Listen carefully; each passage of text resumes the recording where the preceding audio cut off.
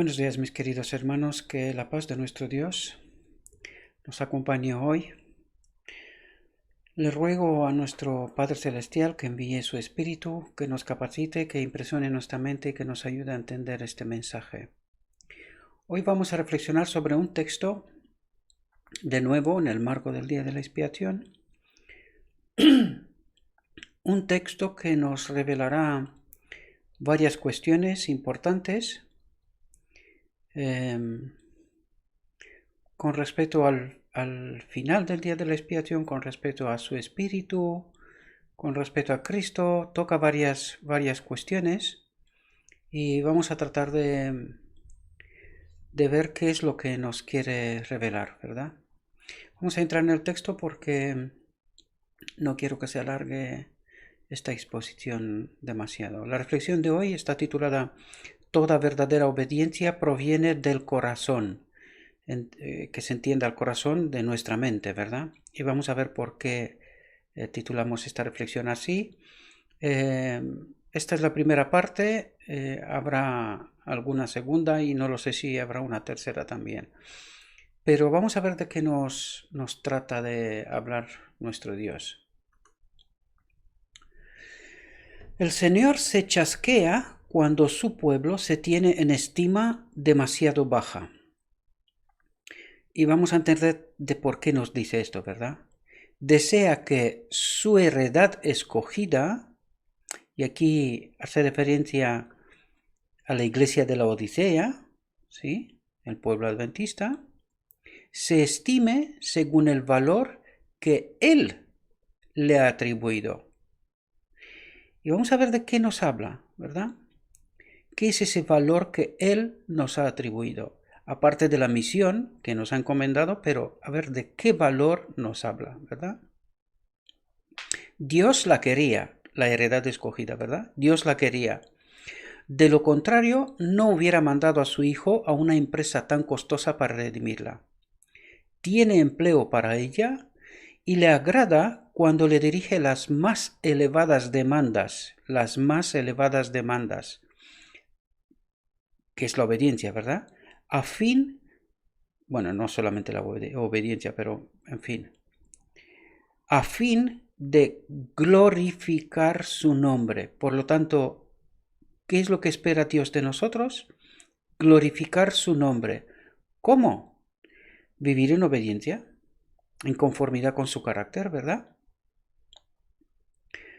Puede esperar grandes cosas si tiene fe en sus promesas. Pero atentos aquí. Pero orar en nombre de Cristo significa mucho. Y vamos a ver de por qué nos dice que orar en nombre de Cristo significa mucho. Fijaos lo que dice. Significa que hemos de aceptar su carácter, manifestar su espíritu y realizar sus obras. ¿Entendemos de lo que nos habla? Entended el marco del día de la expiación, ¿verdad? Porque dice, hemos de aceptar ¿qué? Su carácter. ¿Qué es el carácter?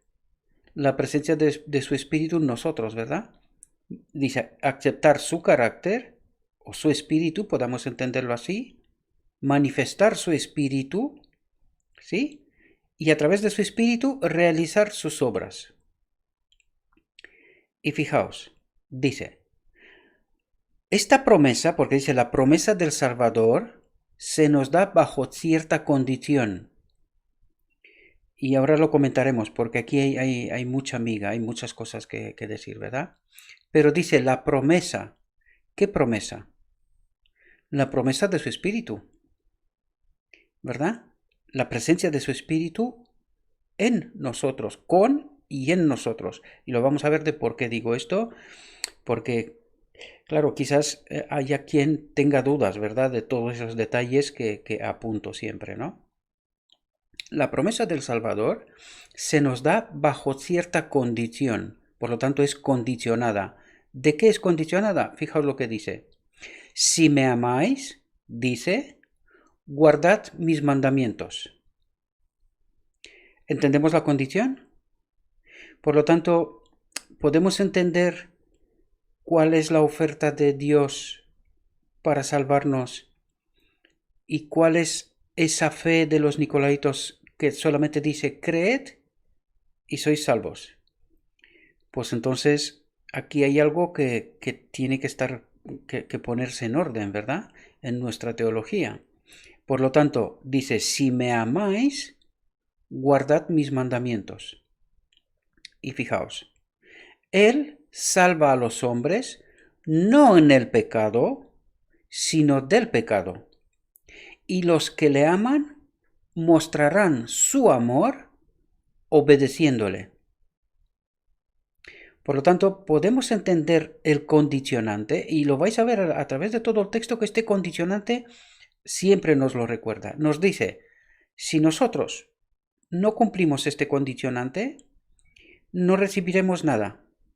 O sea, sin este condicionante, nada funciona, ¿verdad?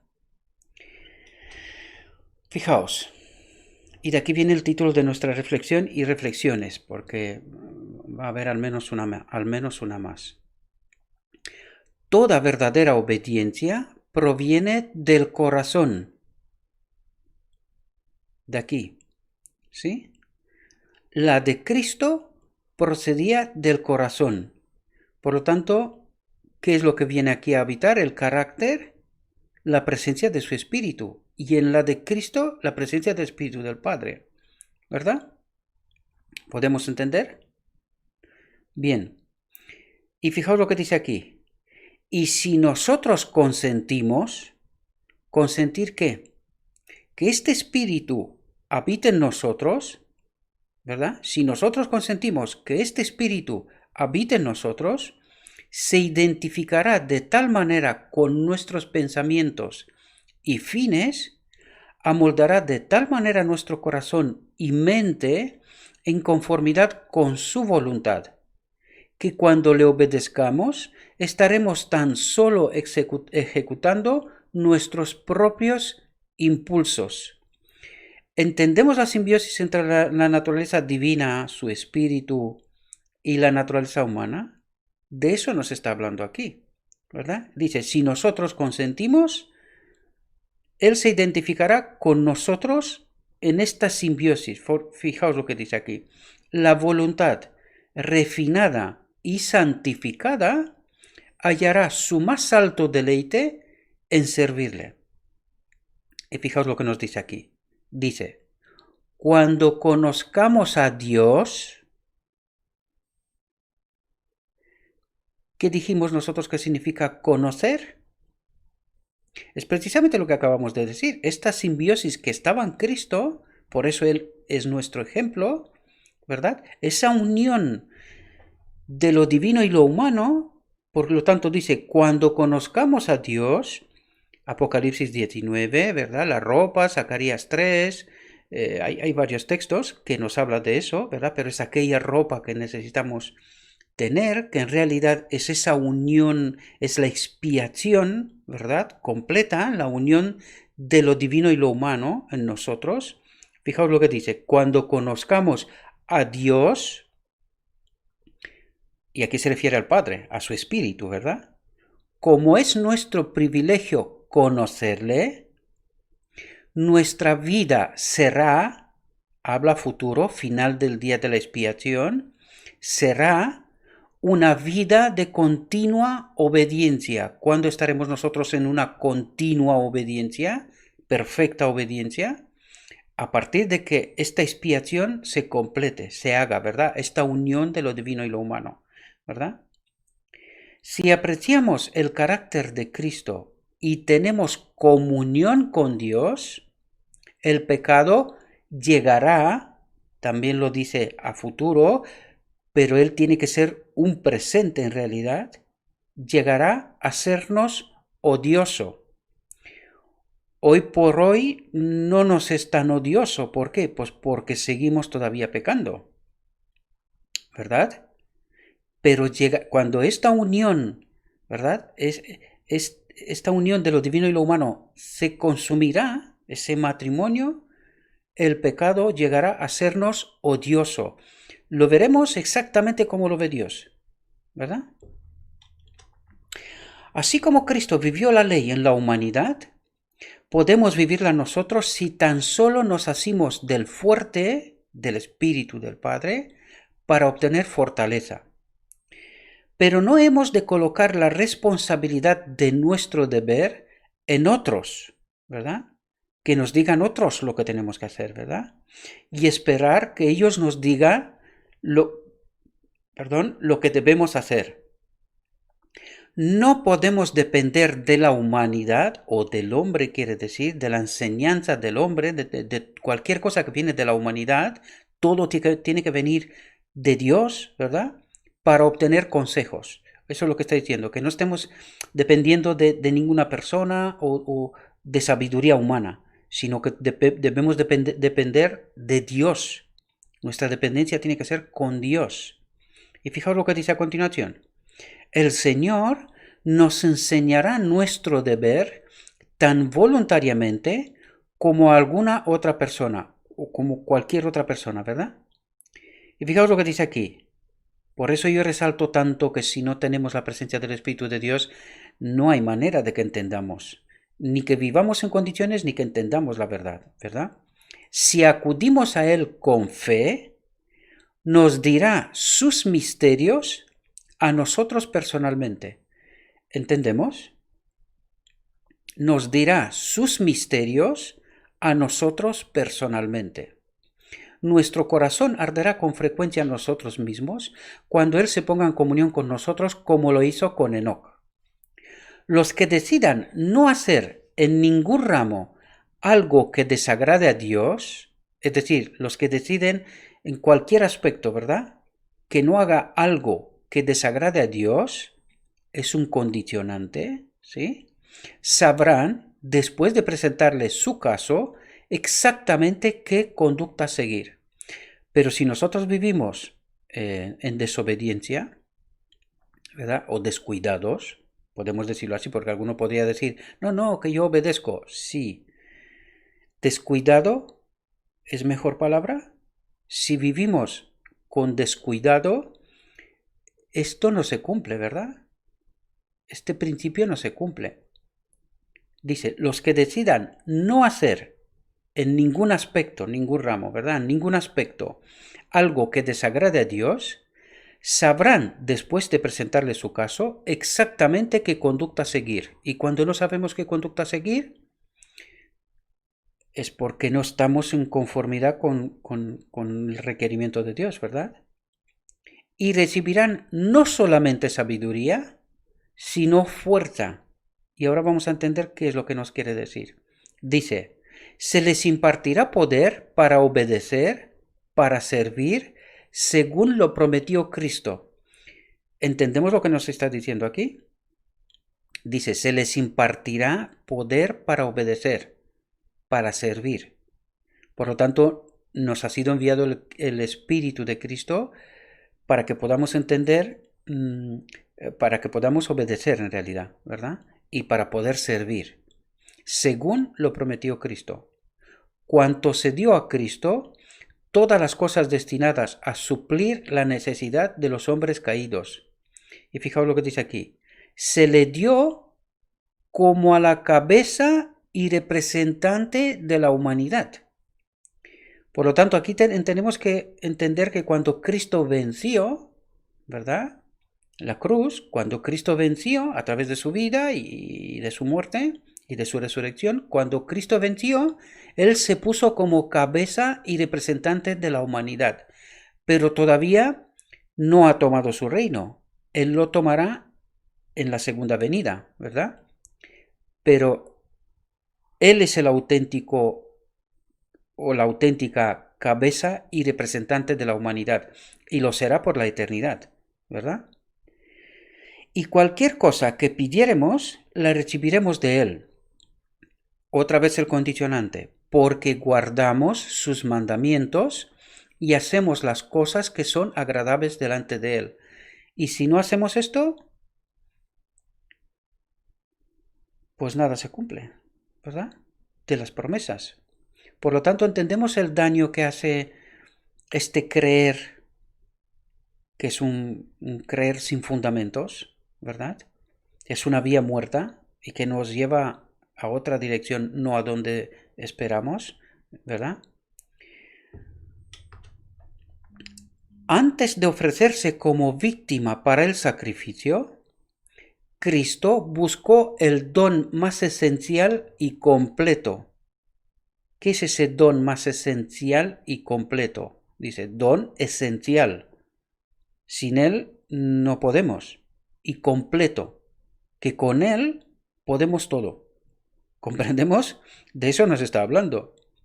Cristo buscó el don más esencial y completo que pudiese otorgar a sus seguidores.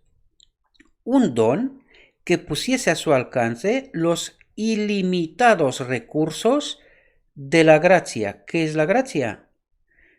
Su espíritu. ¿Lo entendemos? De eso nos está hablando. Fijaos lo que dice aquí. Yo rogaré al Padre, dijo, y os dará otro consolador para que esté con vosotros para siempre. Al Espíritu de verdad, al cual el mundo no puede recibir, porque no lo ve ni le conoce. Pero fijaos lo que dice aquí, mas vosotros le conocéis. Y fijaos lo que dice, porque está con vosotros, nos acompaña, y será, al final del día de la expiación, en vosotros. ¿Lo entendemos? ¿Entendemos los detalles de por qué os digo siempre que el Espíritu Santo ahora nos acompaña, pero no está en su templo? ¿Sí? Porque dice, y será en vosotros, cuando al final del día de la expiación, cuando se consume esa expiación, el matrimonio, la ropa de Zacarías 3, ¿verdad?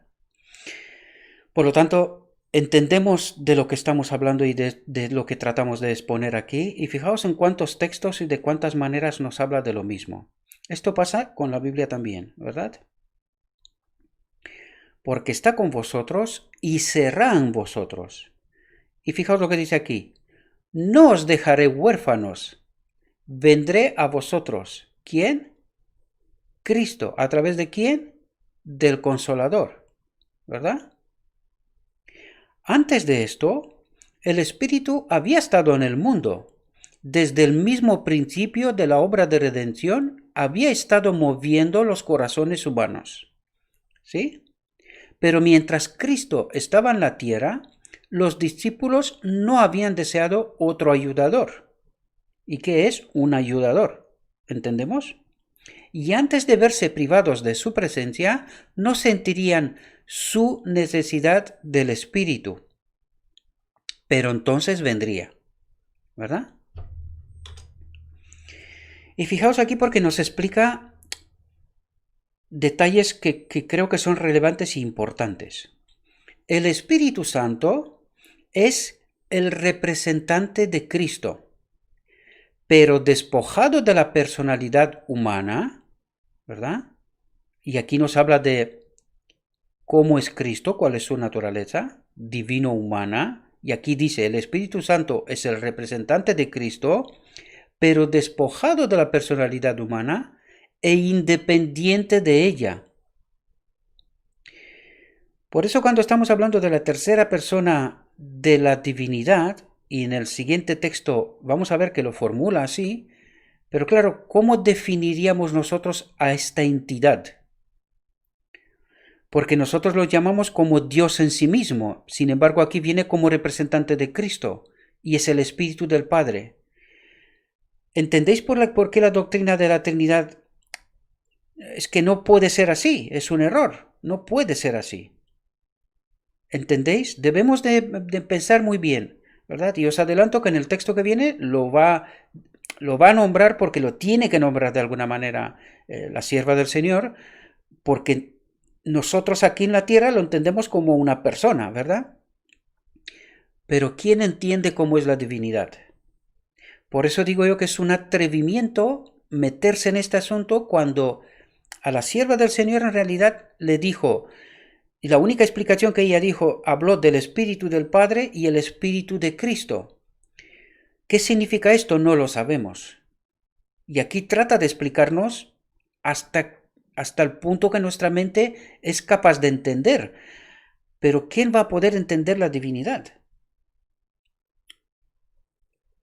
Si Lucifer mismo, recordad de dónde empezó el conflicto, si Lucifer mismo en el cielo no entendió esto, ¿cómo pretendemos nosotros entenderlo? Es una locura. Por eso tenemos que poner freno y no hacer lo que estamos haciendo, porque estamos cometiendo un error. Y no es cualquier error. ¿Entendemos? Por lo tanto, y no era intención de explicar la divinidad porque es que no la entendemos, está claro, nos explica hasta el límite que tenemos. El Espíritu Santo es el representante de Cristo, pero es el Espíritu del Padre en realidad, ¿comprendemos?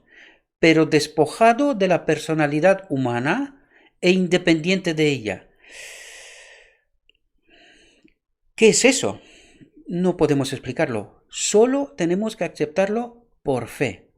Y fijaos lo que dice aquí, porque ahora nos habla de Cristo. Dice, estorbado por la humanidad, Cristo no podía estar en todo lugar personalmente. Por lo tanto, entendemos cuál es la naturaleza de Cristo, divino-humana, y que Él no tiene capacidad de estar en todo lugar personalmente. Eso nos dice muchas cosas, ¿verdad? Por eso es necesario que envíe el Espíritu del Padre. ¿Comprendemos? En representación de Cristo. Por lo tanto, es muy difícil meterse en esto. Simplemente tenemos que aceptar por fe lo que se nos dice y nos quedemos ahí. Si vais a leer lo que los pioneros pensaban, creían y les fue descubierto, no es más de lo que os comento. Por eso os comento solamente esto y no me voy más allá. Porque es que no hay más. Todo lo demás son fantasías y nada más. Y desde luego, los pioneros no tenían la doctrina de Trinidad como principio, ¿verdad? Lo digo doctrina porque hoy día se entiende como doctrina. Ellos no tenían doctrinas. Eran principios para poder explicar su fe, qué es lo que creían, ¿verdad? Por lo tanto, convenía a sus discípulos que fuese al Padre, Cristo se va al Padre y enviase al Espíritu como su sucesor en la tierra. ¿Entendemos? Es el Espíritu del Padre. Por lo tanto, no es un Dios en sí mismo, como dice la doctrina de la Trinidad. Ni siquiera hoy por hoy, si entendemos lo que nos está diciendo la naturaleza de Cristo, dice, estorbado por la humanidad, Cristo no podía estar en todo lugar personalmente. Tampoco Cristo es un Dios en sí mismo. Según esto, Él es Dios, es considerado Dios, ya hemos tratado esto en reflexiones anteriores, pero Él preservará esta naturaleza divino-humana por la eternidad, que es la naturaleza con la cual fue creado Adán. Esto es muy complejo, por eso os digo que no es fácil comprender, ¿verdad? Pero tampoco podemos irnos más allá de lo que el texto nos relata. Es mejor y sabio quedarse hasta donde se nos dice, ¿verdad? Nadie podría entonces tener ventaja por su situación o su contacto personal con Cristo. Por el Espíritu, el Salvador sería accesible a todos, ¿verdad? Por el Espíritu que envía al Padre, que es Espíritu del Padre, el Salvador, en representación de Cristo, sería accesible a todos nosotros. En este sentido, estaría más cerca de ellos que si no hubiese ascendido a lo alto.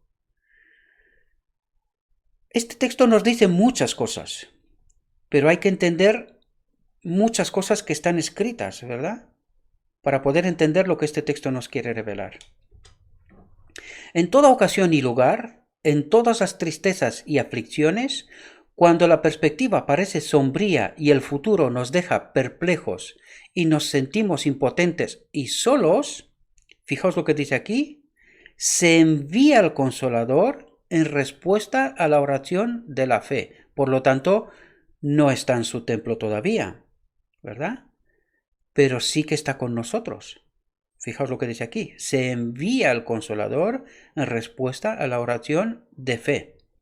Las circunstancias pueden separarnos de todo amigo terrenal, pero ninguna circunstancia ni distancia puede separarnos del Consolador celestial, porque está en todas partes. ¿Entendemos? Donde quiera que estemos, donde quiera que vayamos, fijaos lo que dice, está siempre a nuestra diestra. Es decir, está con nosotros, ¿verdad? Pero no está en nosotros, porque esto ocurrirá al final del día de la expiación, para apoyarnos, sostenernos y animarnos. Espero, mis queridos hermanos, que esta reflexión también los haya ayudado, que entiendan ciertas realidades que no son fáciles para comprender y que, como siempre, os invito que tengáis vuestra propia reflexión, ¿verdad? Que estudiéis el texto, que entendáis qué es lo que nuestro Dios nos quiere revelar, porque nos quiere revelar, por eso nos habla de lo que nos habla, pero que tengamos la mente abierta, que quitemos los prejuicios, porque si no, no seremos capaces de comprender estas realidades, ¿verdad? Y yo sé que es una lucha tremenda. A Saulo le pasó, ¿verdad? Siendo fariseo de fariseos, conocía muchas cosas con anterioridad y tuvo que tirarlas a la basura realmente para que pueda entender la auténtica realidad que nuestro Dios nos quiere revelar, ¿verdad? Y nos revela. Por lo tanto, espero que os haya servido esta reflexión. Le pido a nuestro Dios que envíe su Espíritu, que nos capacite, que impresione nuestra mente y que una vez que entendamos este mensaje, vivamos en consecuencia, ¿verdad? Os deseo que tengáis un próspero día y que todo lo que os he dicho, os lo he dicho en nombre de Cristo Jesús. Amén.